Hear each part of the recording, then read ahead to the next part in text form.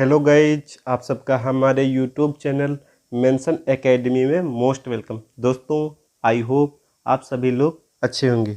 दोस्तों, आज हम आपको डीएलएड सेकंड सेमेस्टर का पेपर 5 सामाजिक अध्ययन के सिलेबस को डिस्कस करेंगे।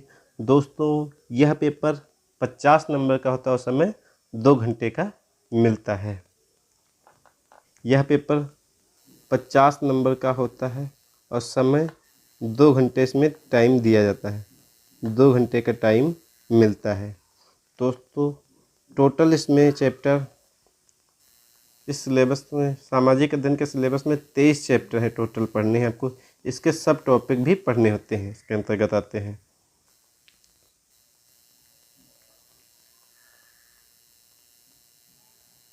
दोस्तों, पहला चैप्टर है भारतवर्ष में प्रथम साम्राज्य की स्थापना मौर्यकाल। मैगस्थनीज का भारत वर्णन। मौर्यकालीन सामाजिक स्थिति, आर्थिक स्थिति, धार्मिक स्थिति। मौर्यकाल के सम्राट के बारे में हमें डिस्कस करना है। चंद्रगुप्त के बारे में हमें डिस्कस करना है। चंद्रगुप्त मौर्य किसके शासनकाल में आए थे,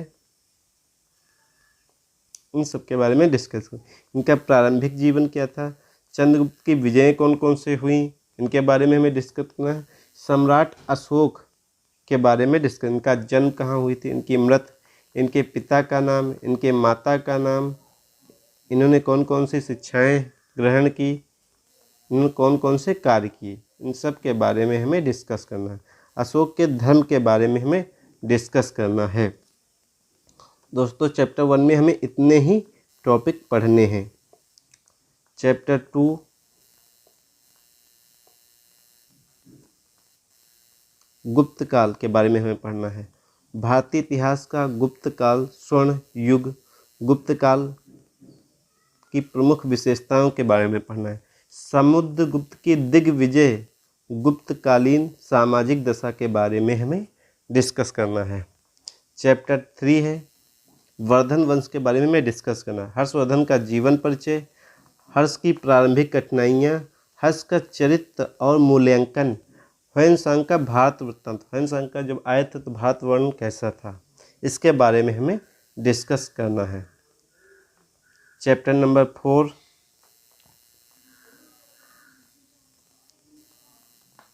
सामंतवादकालीन भारत के बारे में हमें डिस्कस करना है।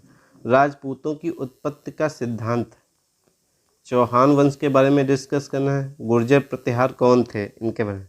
मिहिर राज की उपलब्धियों के बारे में डिस्कस। भोज परमार एक कुशल प्रशासक के बारे में डिस्कस। पृथ्वीराज की पराजय के कारण।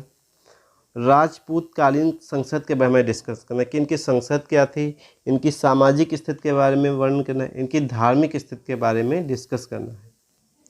शिक्षा एवं साहित्य, कला की उन्नति के बारे में डिस्कस करना है। दोस्तों, यह जो सिलेबस है सामाजिक अध्ययन का, ये बहुत ही वास्ट, इसमें टोटल 23 चैप्टर पढ़ने हैं आपको।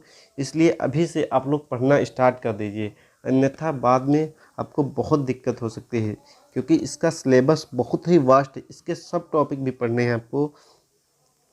जैसे आपको हम अभी बताएं, जैसे दक्षिण भारत के प्रमुख राजवंश, तो प्रमुख राजवंश में जितने भी राजवंश आते हैं इनके सबके बारे में हमें डिस्कस करना। जैसे चालुक्य वंश के बारे में पढ़ना है। चालुक्य वंश के संस्थापक कौन थे, इन्होंने कौन कौन से कार्य किए। पल्लव वंश के बारे में पढ़ना है। पल्लवकालीन कला के बारे में हमें पढ़ना है। चोल वंश के बारे में हमें डिस्कस करना है। चोल शासन के सांस्कृतिक विकास। राष्ट्रकूट वंश के प्रमुख शासक, राष्ट्रकूटों का पतन के बारे में हमें डिस्कस करना है। चैप्टर नंबर 6 है अरब में इस्लाम का उदय तथा भारत में तुर्कों का राज्य, इसके बारे में हमें डिस्कस। इस्लाम का कब उदय हुआ, इसके बारे में डिस्कस। इस्लाम के 3 बुनियादी सिद्धांत थे, वो कौन कौन से थे, इसके बारे में हमें डिस्कस करना। मोहम्मद साहब के बारे में, मोहम्मद साहब का जन्म कहाँ हुआ, मृत्यु क्या हुआ, या मदीना के बारे में, इन्हीं सब के बारे में हमें डिस्कस करना। भारत में इस्लाम धर्म के बारे में डिस्कस। भारत में तुर्क आक्रमण कब हुआ, पृथ्वीराज चौहान का तुर्कों से संघर्ष कैसा रहा, इसके बारे में हमें डिस्कस करना है। चैप्टर 7 सल्तनत कालीन भारत दिल्ली सल्तनत की स्थापना एवं सुदृढ़ीकरण, ये एक चैप्टर है। दोस्तों गुलाम वंश के बारे में पढ़ना है कि गुलाम वंश के संस्थापक कौन थे, इसकी स्थापना कब हुई, गुलाम वंश के संस्थापक, उनके पिता का नाम, उन्होंने कौन कौन से कार्य किए, इसके बारे में। इल्तुतमिश के बारे में हमें करना है, रजिया सुल्तान के बारे में, गयासुद्दीन बलबन, खिलजी वंश के बारे में, तुगलक वंश, तैमूर लंग का आक्रमण के बारे में डिस्कस करना है, मंगोल एवं चंगेज खां के बारे में डिस्कस करना है, मंगोलों का साम्राज्य, मंगोलों के आक्रमण का प्रभाव के बारे में हमें डिस्कस करना है।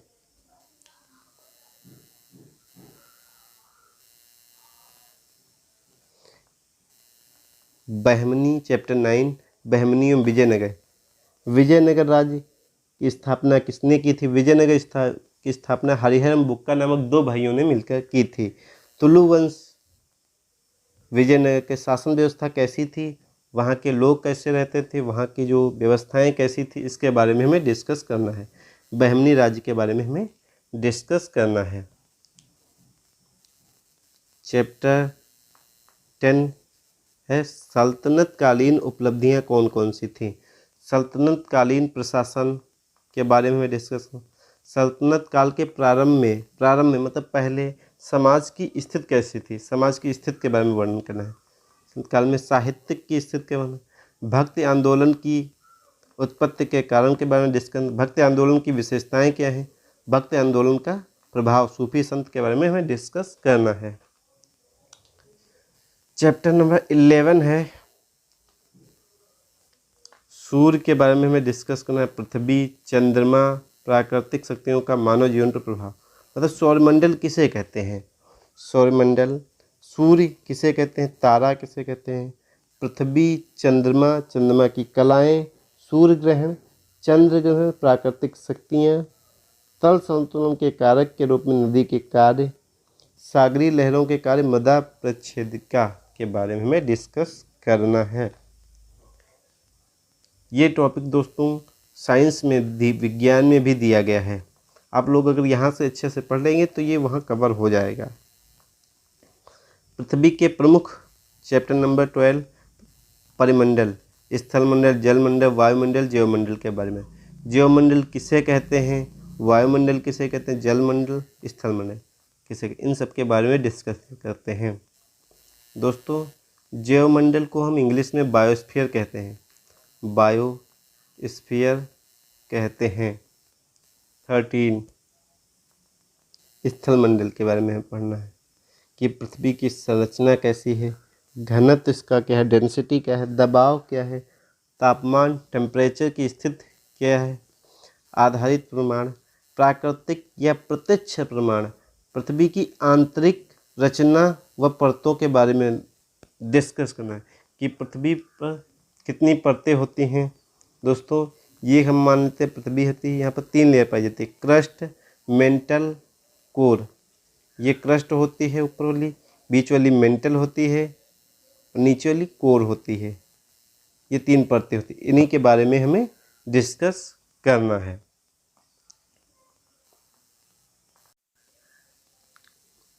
दोस्तों इसके बाद हम चैप्टर 14 पढ़ेंगे। धरातल के रूप में बदलने वाले कारक कौन कौन से हैं, जैसे इनकी आंतरिक शक्तियों के बारे में डिस्कस करना है या प्रक्रियाएं, सार्वभौमिक या पटल विरूपण शक्तियाँ, ज्वालामुखी का वितरण, भूकंप, भूकंपी तरंगे, भूकंप के कारण, भूकंपी क्षेत्र, भूकंप की माप, भूकंप के प्रभाव के बारे में हमें डिस्कस करना है। चैप्टर नंबर 15 बाह्य बल अनाच्छादन किसे कहते हैं, मतलब अपक्षय, अपर्दन के प्रकार, अपर्दन चक्र किसे कहते हैं। दोस्तों जब कोई चट्टान होती है उस पर हवा, पानी, बर्फ की जब झोंका चलता है तो जो चट्टान होती है छोटे छोटे टुकड़ों में टूट जाती है, इसे ही अपक्षय कहते हैं।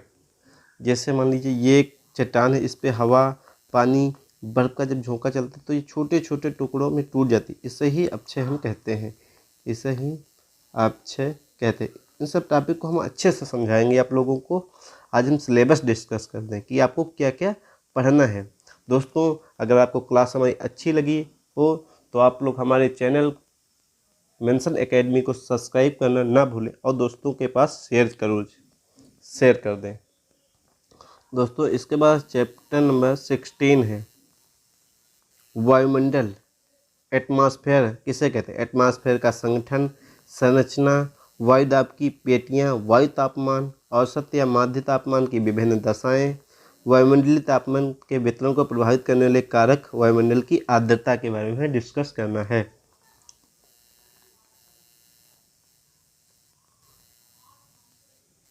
चैप्टर नंबर 17 पवन।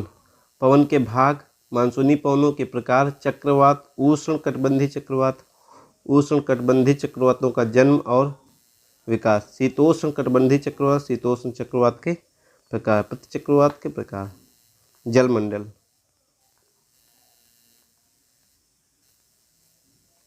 लहरें, धाराओं के चलने के कारण, धाराओं का प्रभाव, ज्वार भाटा किसे कहते हैं? इन सब के बारे में डिस्कस करना है। चैप्टर नंबर 19 है हमारा संविधान।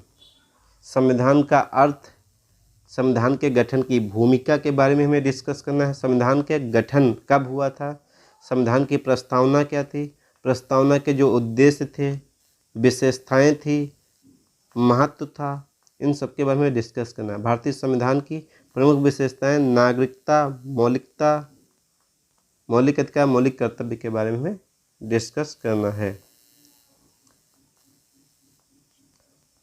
भारतीय संविधान में दिए जाने वाले राज्य के नीति निर्देशक तत्व के बारे में हमें डिस्कस करना और बाल अधिकार। चैप्टर नंबर 20 उपभोक्ता जागरूकता किसे कहते हैं? उपभोक्ता शोषण, उपभोक्ता का अधिकार, उत्तरदायित्व के बारे में डिस्कस करना। उपभोक्ता के अधिकार कौन कौन से हैं इसके बारे में उपभोक्ता के सुरक्षा के उपाय कौन कौन से हैं, उत्तरदायित्व, उपभोक्ता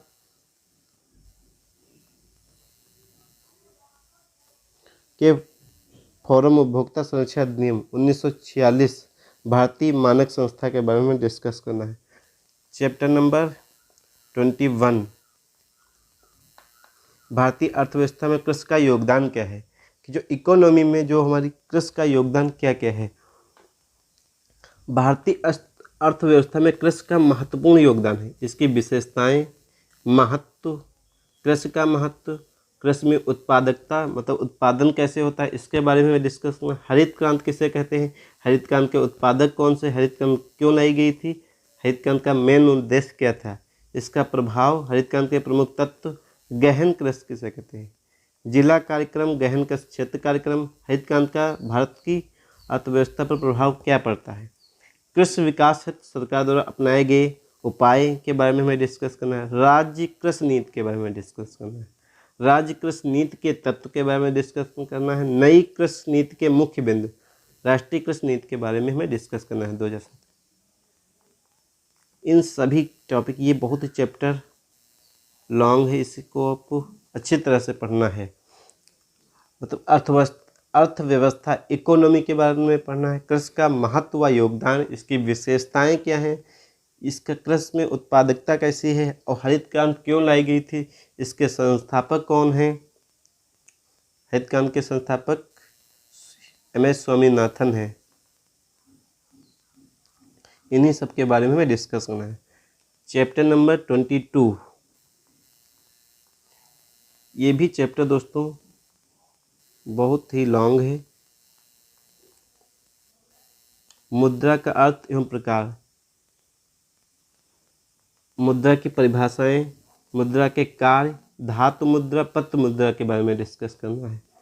मुद्रा के प्रकार, मुद्रा का वर्गीकरण, वैधानिकता के आधार, मुद्रा का वर्गीकरण, विधिग्रह, मुद्रा शाख, मुद्रा का महत्व क्या है, मतलब रुपये का महत्व क्या है, ग्रेसम का नियम पढ़ना है। घटिया और बढ़िया मुद्रा से आशय, मतलब जो हम कह सकते हैं